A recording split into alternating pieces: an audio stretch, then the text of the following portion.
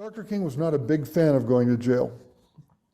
He went to Birmingham and didn't start the resistance there. It was already begun.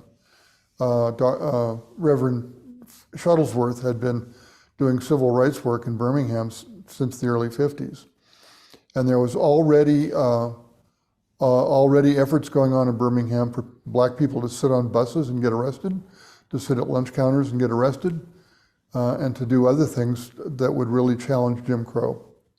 And so that was well underway and very well organized. But Dr. King was invited to come to Birmingham. Both he and Fred Shuttlesworth and Ralph Abernathy and Baird Rustin and a number of others were founders of the Southern Christian Leadership Council, which was a big organization that was working for civil rights at the time. So he was invited to come in '63 and ended up getting arrested.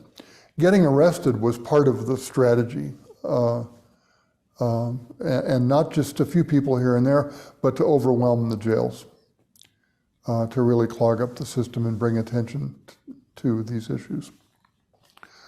So this letter was a response to a public statement of criticism of his methods of protest and resistance. Some people thought he was a little too meek. Fred Shuttlesworth pushed him to be more confrontational.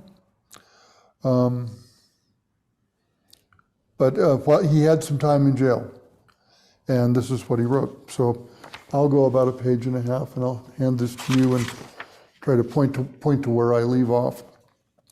16 April 1963, my dear fellow clergyman, and can you hear okay online still? Double checking again. While confined here in the Birmingham City Jail, I came across your recent statement calling my present activities unwise and untimely. Seldom do I pause to answer criticism of my work and ideas. If I sought to answer all the criticisms that crossed my desk, my secretaries would have little time for anything other than such correspondence in the course of the day, and I would have no time for constructive work. But since I feel that you are men of genuine good, and he was speaking from the Times, men of genuine goodwill, and that your criticisms are sincerely set forth, I want to try to answer your statement in what I hope will be patient and reasonable terms. I think I should indicate why I am here in Birmingham, since you have been influenced by the view which argues against, quote, outsiders coming in. I have the honor of serving as president of the Southern Christian Leadership Conference, an organization operating in every southern state with headquarters in Atlanta, Georgia. We have some 85 affiliated organizations across the South, and one of them is the Alabama Christian Movement for Human Rights. Frequently, we share staff, educational, and financial resources with our affiliates. Several months ago, the affiliate here in Birmingham asked us to be on call to engage in a nonviolent direct action program if such were deemed necessary. We readily consented, and when the hour came, we lived up to our promise. So I, along with several members of my staff, am here because I was invited here. I'm here because I have organizational ties here. But more basically, I am in Birmingham because injustice is here. Just as the prophets of the 8th century BC left their villages and carried their, quote, thus saith the Lord, end quote, far beyond the boundaries of their hometowns, and just as the Apostle Paul left his village of Tarsus and carried the gospel of Jesus Christ to the far corners of the Greco-Roman world, so am I compelled to carry the gospel of freedom beyond my own hometown. Like Paul, I must constantly respond to the Macedonian call for aid. Moreover, I am cognizant of the interrelatedness of all communities and states. I cannot sit idly by in Atlanta and not be concerned about what happens in Birmingham. Injustice anywhere is a threat to justice everywhere. We are caught in an inescapable network of mutuality, tied in a single garment of destiny. Whatever affects one directly affects all indirectly. Never again can we afford to live with the narrow, provincial, quote-unquote, outside agitator idea. Anyone who lives inside the United States can never be considered an outsider anywhere within its bounds. You deplore the demonstrations taking place in Birmingham, but your statement, I am sorry to say, fails to express a similar concern for the conditions that brought about the demonstrations. I am sure that none of you would want to rest content with the superficial kind of social analysis that deals merely with effects and does not grapple with underlying causes. It is unfortunate that demonstrations are taking place in Birmingham, but it is even more unfortunate that the city's white power structure left the Negro community with no alternative. In any nonviolent campaign, there are 4 basic steps: collection of the facts to determine whether injustice exists, negotiation, self-purification, and direct action. We have gone through all these steps in Birmingham. There can be no gainsaying the fact that racial injustice engulfs this community. Birmingham is probably the most thoroughly segregated city in the United States. Its ugly record of brutality is widely known. Negroes have experienced grossly unjust treatment in the courts. There have been more unsolved bombings of Negro homes and churches in Birmingham than any other city in the nation. These are the hard, brutal facts of the case. On the basis of these conditions, Negro leaders sought to negotiate with the city fathers, but the latter consistently refused to engage in good faith negotiation. Then, last September, came the opportunity to talk with the leaders of Birmingham's economic community. In the course of the negotiations, certain promises were made by the merchants. For example, to remove the store's humiliating racial signs. On the basis of these promises, the Reverend Fred Shuttlesworth and the leaders of the Alabama Christian Movement for Human Rights agreed to a moratorium on all demonstrations. As the weeks and months went by, we realized that we were the victims of a broken promise. A few signs, briefly removed, returned, and the others remained. As in so many past experiences, our hopes had been blasted, and the shadow of deep disappointment settled upon us. We had no alternative except to prepare for direct action, whereby we would present our very bodies as a means of laying our case before the conscience of the local and the national community. Mindful of the difficulties involved, we decided to undertake a process of self-purification. We began a series of workshops on nonviolence, and we repeatedly asked ourselves, are you able to accept blows without retaliating? Are you able to endure the ordeal of jail? We decided to schedule our direct action program for the Easter season, realizing that except for Christmas, this is the main shopping period of the year. Knowing that a strong economic withdrawal program would be the byproduct of direct action, we felt that this would be the best time to bring pressure to bear on the merchants for the needed change. Then it occurred to us that Birmingham's mayoral election was coming up in March, and we speedily decided to postpone action until after Election Day. When we discovered that the Commissioner of Public Safety, Eugene Bull Connor, had piled up enough votes to be in the runoff, we decided again to postpone action until the day after the runoff so that the demonstrations could not be used to cloud the issues. Like many others, we waited to see Mr. Connor defeated, and to this end we endured postponement after postponement. Having aided in this community need, we felt that our direct action program would be delayed no longer. You may well ask, why direct action? Why sit-ins, marches, and so forth? Isn't negotiation a better path? You are quite right in calling for negotiation. Indeed, this is the very purpose of direct action. Nonviolent direct action seeks to create such a crisis and foster such tension that a community which has constantly refused to negotiate is forced to confront the issue. It seeks so to dramatize the issue that it can no longer be ignored. My citing the creation of tension as part of the work of the nonviolent register may sound rather shocking, but I must confess that I am not afraid of the word tension. I have earnestly opposed violent tension, but there is a type of constructive, non-violent tension which is necessary for growth. Just as Socrates felt it was necessary to create tension in the mind so that the individual could arise from the bondage of myths and half-truths to the unfettered realm of creative analysis and objective appraisal, so must we see the need for nonviolent gadflies, to create the kind of tension in society that will help men rise from the dark depths of prejudice and racism to the majestic heights of understanding and brotherhood.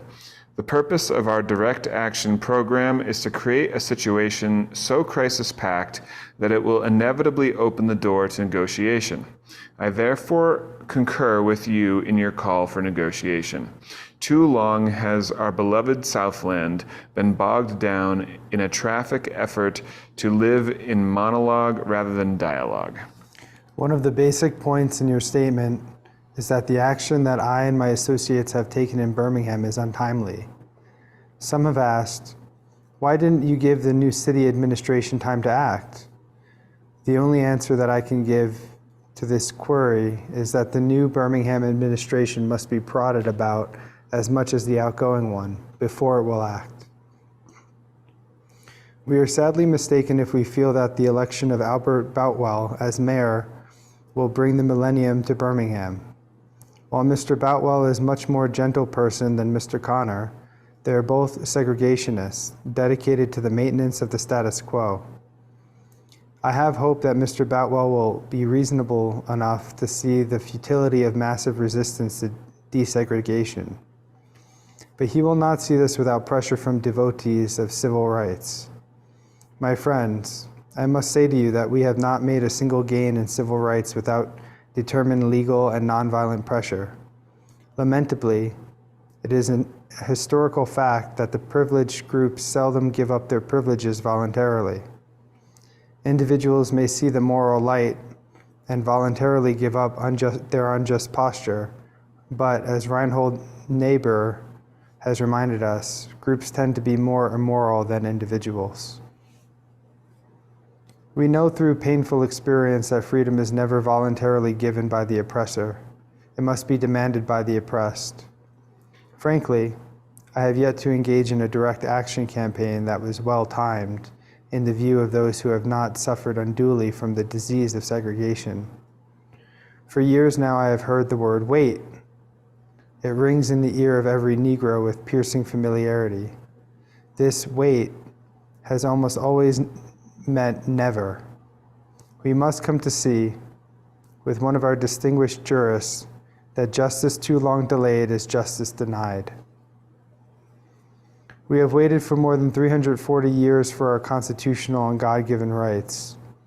The nations of Asia and Africa are moving with jet-like speed toward gaining political independence, but we still creep at horse and buggy pace toward gaining a cup of coffee at a lunch counter.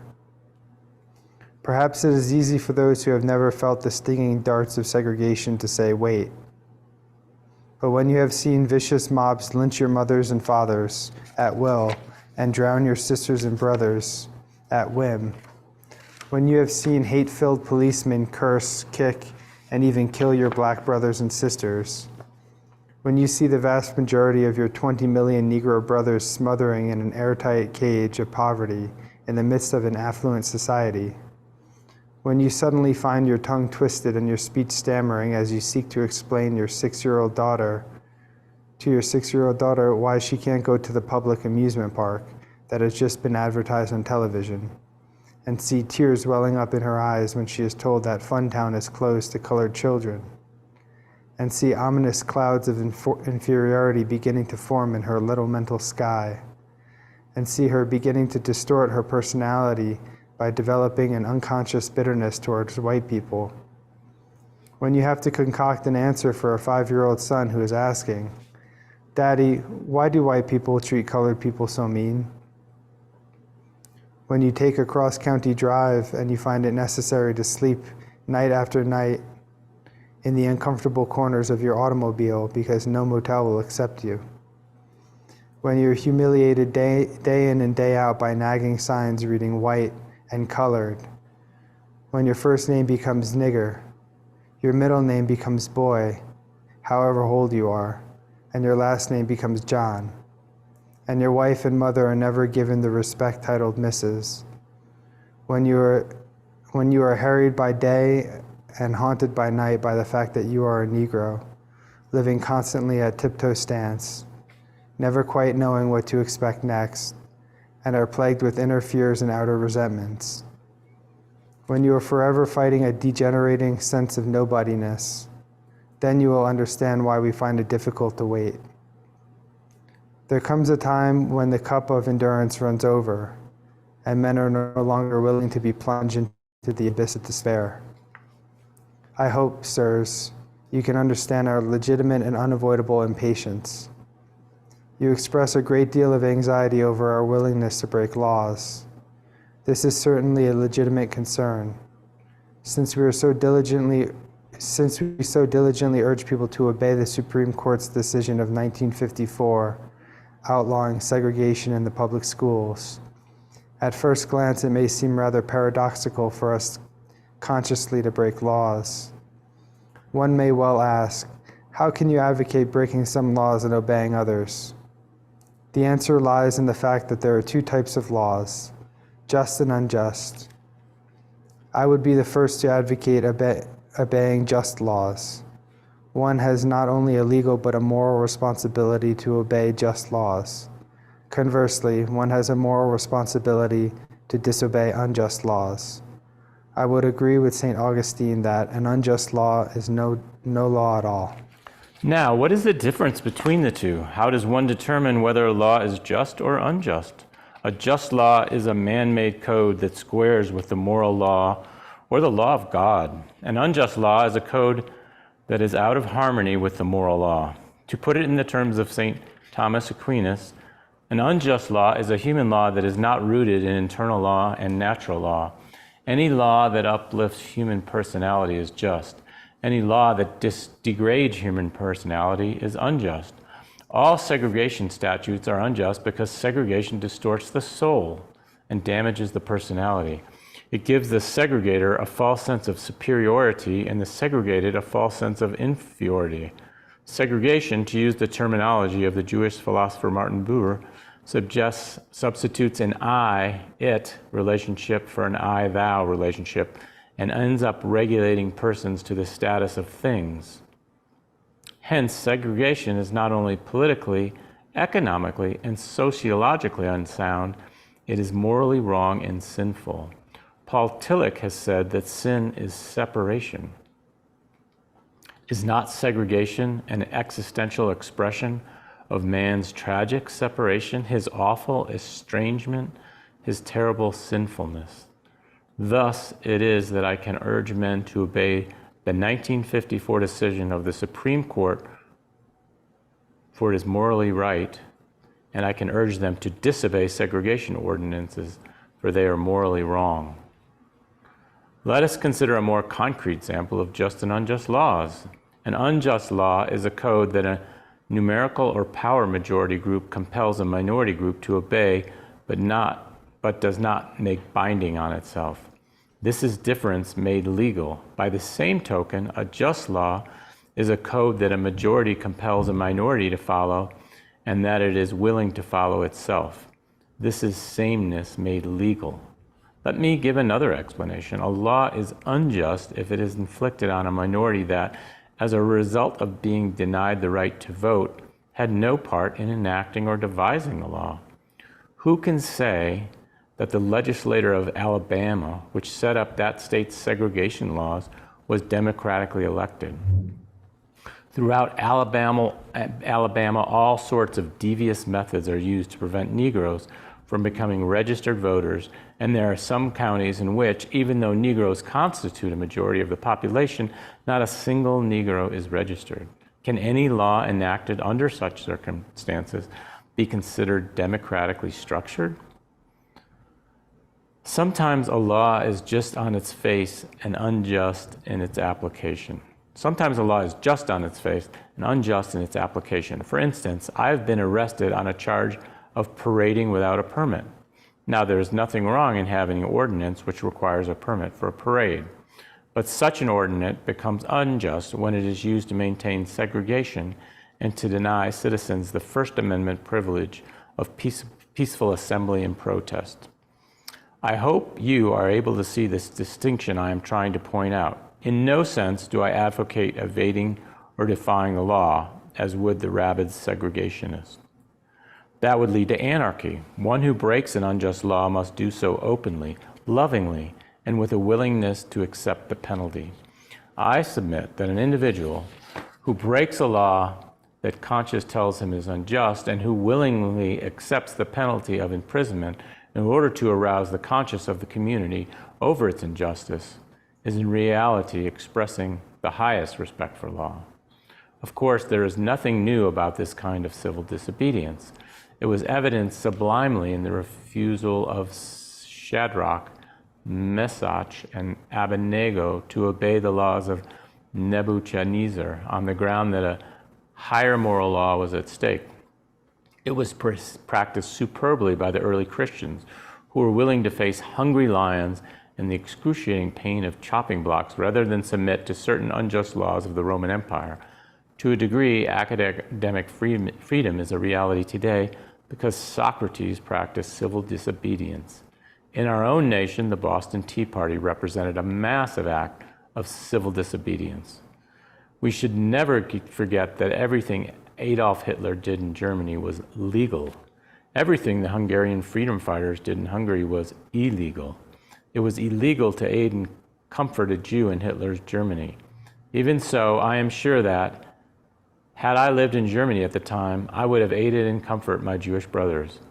If today I lived in a communist country where certain principles dear to the Christian faith are suppressed, I would openly advocate disobeying that country's anti-religious laws. I must make 2 honest confessions to you, my Christian and Jewish brothers. First, I must confess that over the past few years, I have been gravely disappointed with the white moderate. I have also reached the regrettable conclusion that the Negro's great stumbling block in his stride toward freedom is not the white citizens' counselor nor the Ku Klux Klanner, but the white moderate, who is more devoted to order than to justice, who prefers a negative peace, which is the absence of tension, to a positive peace, which is the presence of justice, who constantly says, I agree with you in the goal you seek, but I cannot agree with the methods of your action, who paternalistically believes that he can set the timetable for another man's freedom, who lives by a mythical concept of time, who constantly advises the Negro to wait for a more convenient season. Shallow understanding from people of goodwill is more frustrating than absolute misunderstanding from people of ill will. Lukewarm acceptance is much more bewildering than outright rejection. I hope that the white moderate would understand that law and order exist for the purpose of establishing justice, and that when they fail in this purpose, they become dangerously structured dams that block the flow of social progress. I had hoped that the white moderate would understand that the present tension in the South is a necessary phase of the transition from the obnoxious negative peace in which the Negro passively accepts his unjust plight to the substantive positive peace in which all men will respect the dignity and the worth of human personality. Actually, we who engage in nonviolent direct action are not the creators of tension. We merely bring to the surface the hidden tension that is already alive. We bring it out in the open where we can be seen and dealt with.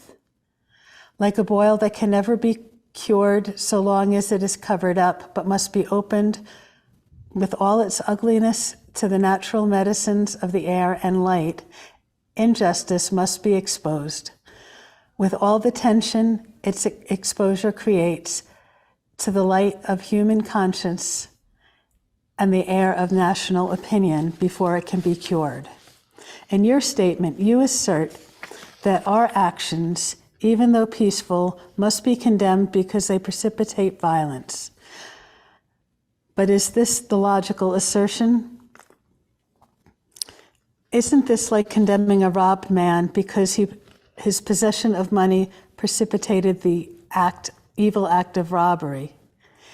Isn't this like condemning Socrates because of his unswerving commitment to truth and his philosophical inquiries precipitated by the act of the misguided populace in which they made him drink hemlock?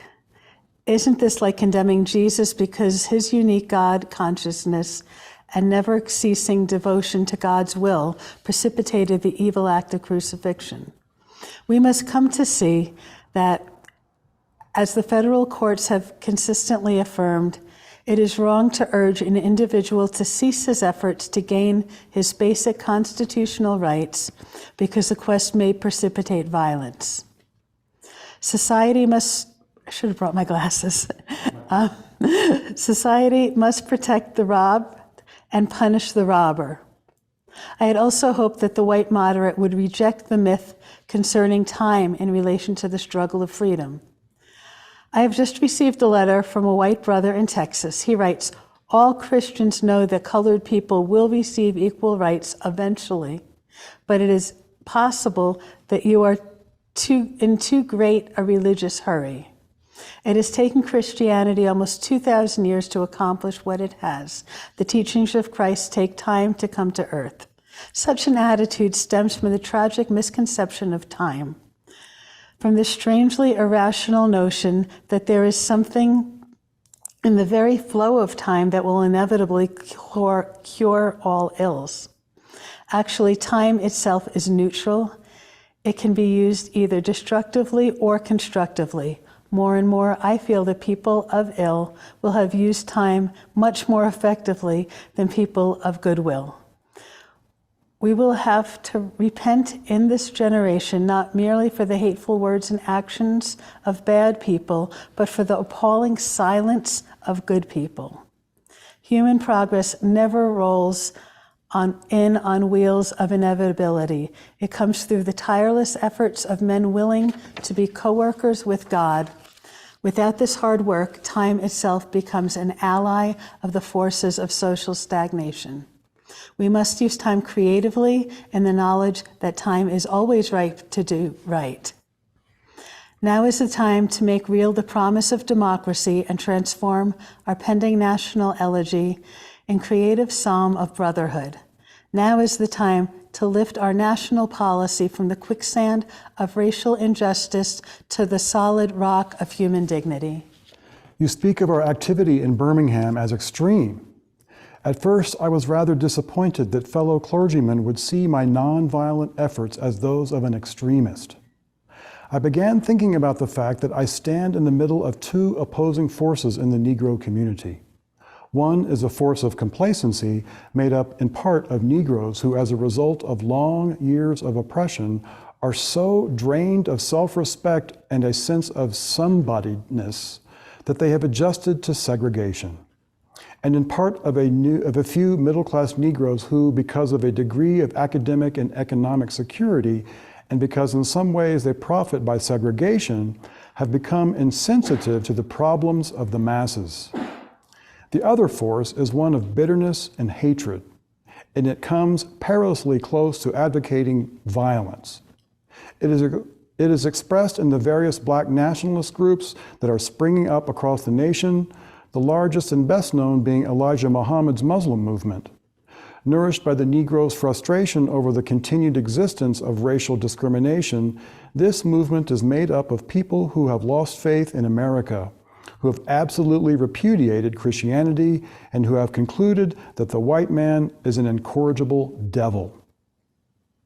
I have tried to stand between these two forces, saying that we need emulate neither the do-nothingism of the complacent nor the hatred and despair of the black nationalist. For there is the more excellent way of love and nonviolent protest. I'm grateful to God that through the influence of the Negro Church, The way of nonviolence became an integral part of our struggle. If this philosophy had not emerged, by now many streets of the South would, I am convinced, be flowing with blood.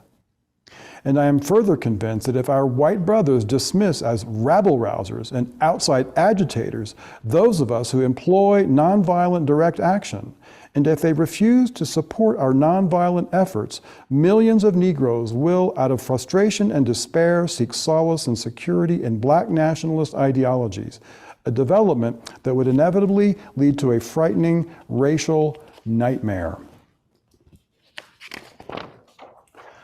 Oppressed people cannot remain oppressed forever.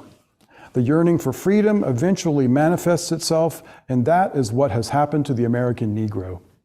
Something within has reminded him of his birthright of freedom, and something without has reminded him that it can be gained. Consciously or unconsciously, he has been caught up by the zeitgeist and with his black brothers of Africa and his brown and yellow brothers of Asia, South America, and the Caribbean. The United States Negro is moving with a sense of great urgency toward the promised land of racial justice. If one recognizes this vital urge that has engulfed the Negro community, one should readily understand why public demonstrations are taking place. The Negro has many pent-up resentments and latent frustrations, and he must release them. So let him march.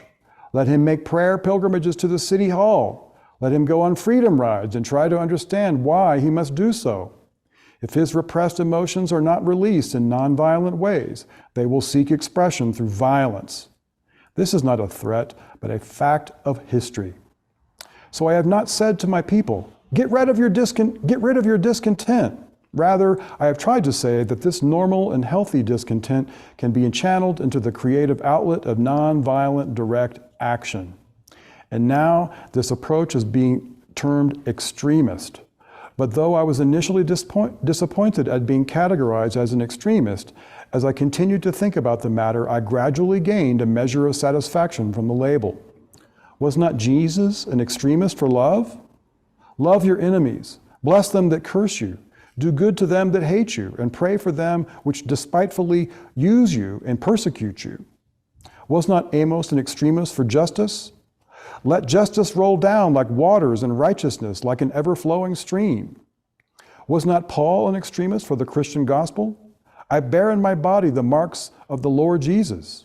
Was not Martin Luther an extremist? Here I stand, I cannot do otherwise, so help me God. And John Bunyan, I will stay in jail to the end of my days before I make a butchery of my conscience. And Abraham Lincoln, this nation cannot survive half slave and half free. And Thomas Jefferson, we hold these truths to be self-evident, that all men are created equal. So the question is not whether we will be extremists, but what kind of extremists we will be. Will we be extremists for hate or for love? Will we be extremists for the preservation of injustice or for the extension of justice? In that dramatic scenery on Calvary's Hill, 3 men were crucified. We must never forget that all 3 were crucified for the same crime, the crime of extremism. 2 were extremists for immorality and thus fell below their environment. The other, Jesus Christ, was an extremist for love, truth, and goodness, and thereby rose above his environment. Perhaps the South, the nation, and the world are in dire need of creative extremists. I had hoped that the white moderate would see this need. Perhaps I was too optimistic. Perhaps I expected too much. I suppose I should have realized that few members of the oppressor race can understand the deep groans and passionate yearnings of the oppressed race, and still fewer have the vision to see that injustice must be rooted out by strong, persistent, and determined action.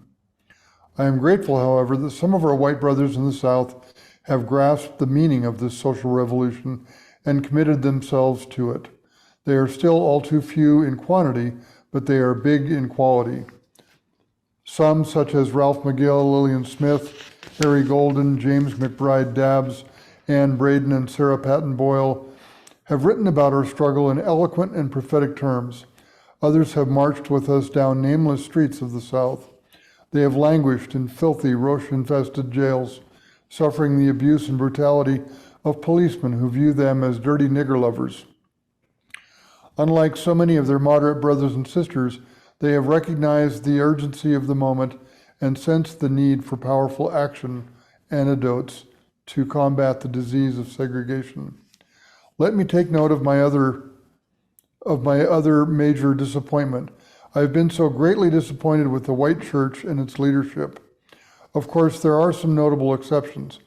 I'm not unmindful of the fact that each of you has taken some significant stand on this issue.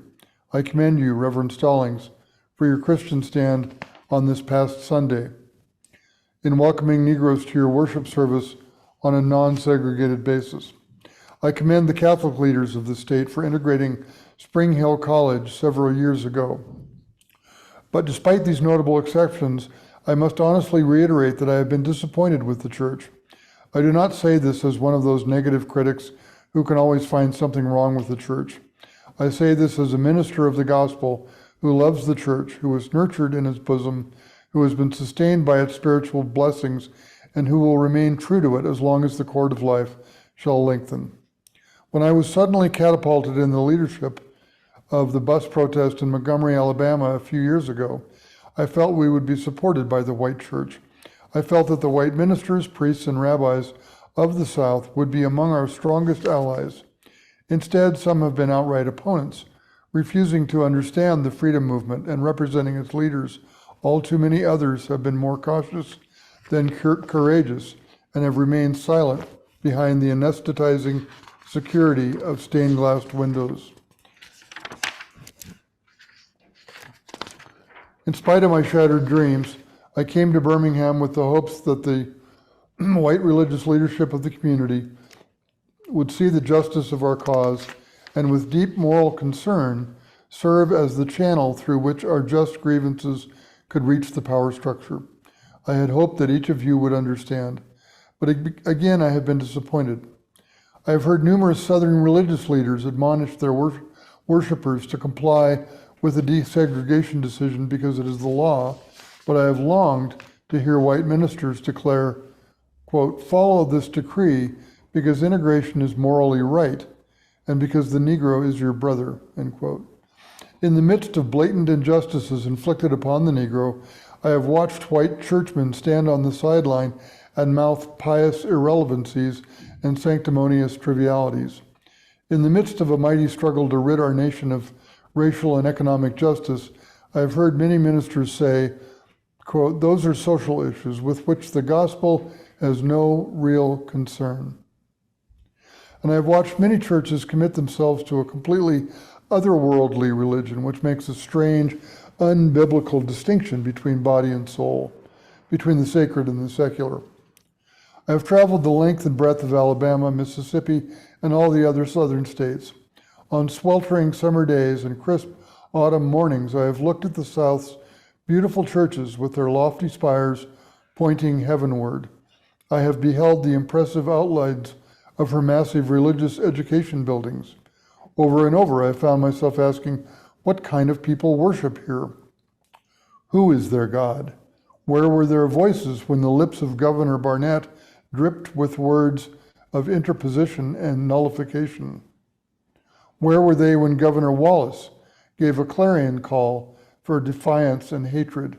Where were their voices of support when bruised and weary Negro men and women decided to rise from the dark dungeons of complacency to the bright hills of creative protest?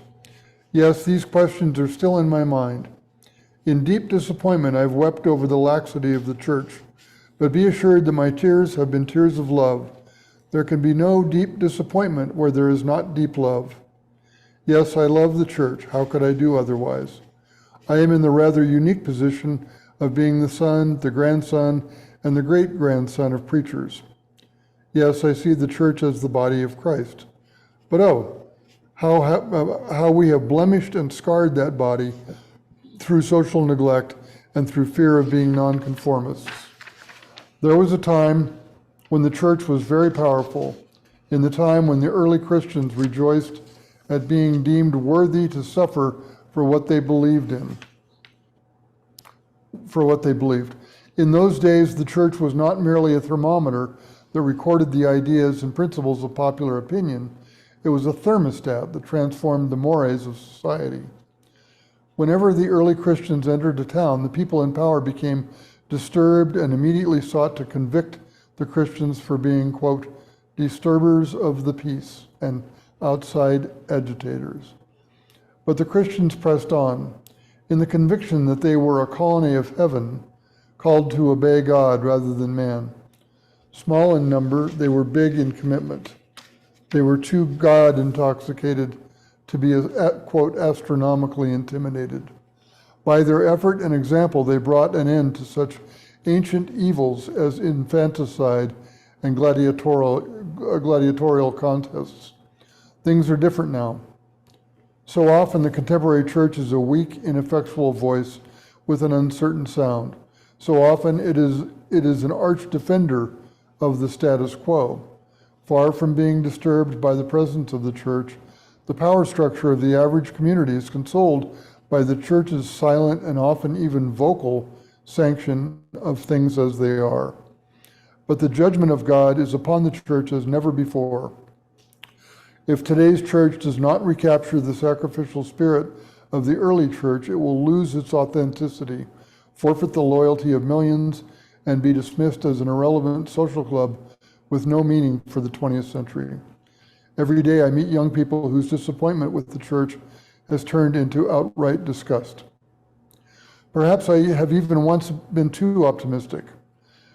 Is organized religion too inextricably bound to the status quo to save our nation and the world? Perhaps I must turn my faith to the inner spiritual church, the church within the church, as the true ecclesia and the hope of the world. But again, I'm thankful to God that some noble souls from the ranks of organized religion have broken loose from the paralyzing chains of conformity and joined us as active partners in the struggle for freedom. They have left their secure congregations and walked the streets of Albany, Georgia with us. They have gone down the highways of the South on torturous rides for freedom. Yes, they have gone to jail with us. Some have been dismissed from their churches. Some have lost the support of their bishops and fellow ministers. But they have acted in the faith that right defeated is stronger than evil triumphant. Their witness has been the spiritual salt that has preserved the true meaning of the gospel in these troubled times. They have carved a tunnel of hope through the dark mountain of disappointment. I hope the church as a whole will meet the challenge of this decisive hour. But even if the church does not come to the aid of justice, I have no despair about the future.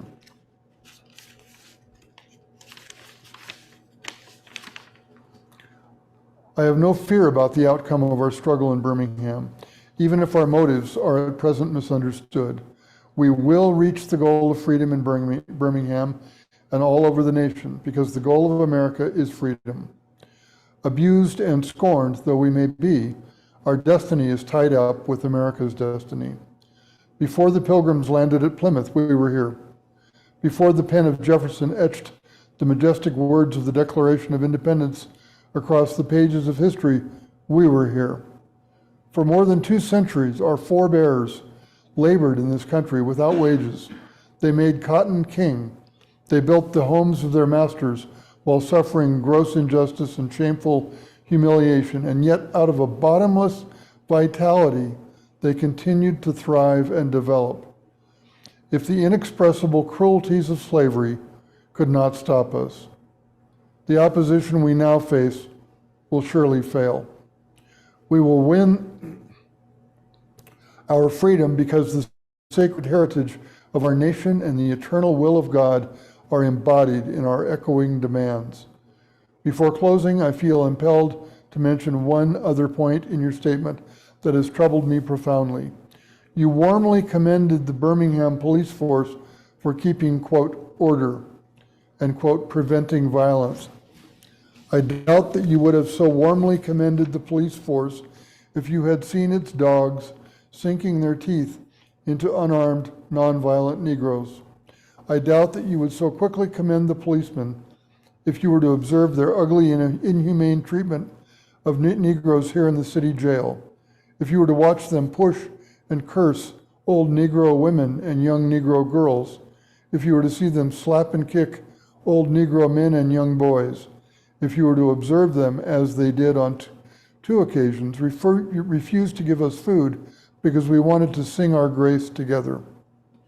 I cannot join you in your praise of the Birmingham Police Department. It is true that the police have exercised a degree of discipline in handling the demonstrators. In this sense, they have conducted themselves rather, quote unquote, non-violently in public. But for what purpose? To preserve the evil system of segregation. Over the past few years, I've consistently preached that nonviolence demands that the means we use must be as pure as the ends we seek. I have tried to make clear that it is wrong to use immoral means to attain moral ends. But now I must affirm that it is just as wrong, or perhaps even more so, to use moral means to preserve immoral ends. Perhaps Mr. Connor and his policemen have been rather nonviolent in public, as was Chief Pritchett in Albany, Georgia. But they have used the moral means as nonviolence to maintain the immoral end of racial injustice. As T.S. Eliot has said, the last temptation is the greatest treason, to do the right deed for the wrong reason. We're just about there. I wish you had commended the Negro sit-inners and demonstrators of Birmingham for their sublime courage, their willingness to suffer, and their amazing discipline in the midst of great provocation. One day the South will recognize its real heroes. They will be the James Merediths, with the noble sense of purpose that enables them to face jeering and hostile mobs, and with the agonizing loneliness that characterizes the life of the pioneer. They will be old, oppressed, battered Negro women, symbolized in a 72-year-old woman in Montgomery, Alabama, who rose up with a sense of dignity and with her people decided not to ride segregated buses, but who responded with ungrammatical profundity to one who inquired about her weariness. Quote, "My feet is tired, my soul is at rest." They will be the young high school and college students, the young ministers of the gospel, and a host of their elders courageously and nonviolently sitting in at lunch counters and willingly going to jail for conscience' sake. One day the South will know that when these disinherited children of God sat down at lunch counters, they were in reality standing up for what is best in the American dream and for the most sacred values in our Judeo-Christian heritage, thereby bringing our nation back to those great wells of democracy which were dug deep by the Founding Fathers in their formulation of the Constitution and the Declaration of Independence. Never before have I written so long a letter. I'm afraid it is much too long to take your precious time. I can assure you that it would have been much shorter if I had been writing from a comfortable desk. But what else can one do when he is alone in a narrow jail cell other than write long letters, think long thoughts, and pray long prayers? If I have said anything in this letter that overstates the truth and indicates an unreasonable impatience, I beg you to forgive me. If I have said anything that understates the truth and indicates my having a patience that allows me to settle for anything less than brotherhood, I beg God to forgive me. I hope this letter finds you strong in the faith. I also hope that circumstances will soon make it possible for me to meet each of you not as an integrationist or a civil rights leader, but as a fellow clergyman and a Christian brother. Let us all hope that the dark clouds of racial prejudice will soon pass away and the deep fog of misunderstanding will be lifted from our fear-drenched communities, and in some not too distant tomorrow, the radiant stars of love and brotherhood will shine over our great nation with all their scintillating beauty. Yours for the cause, of peace and brotherhood, Martin Luther King, Jr.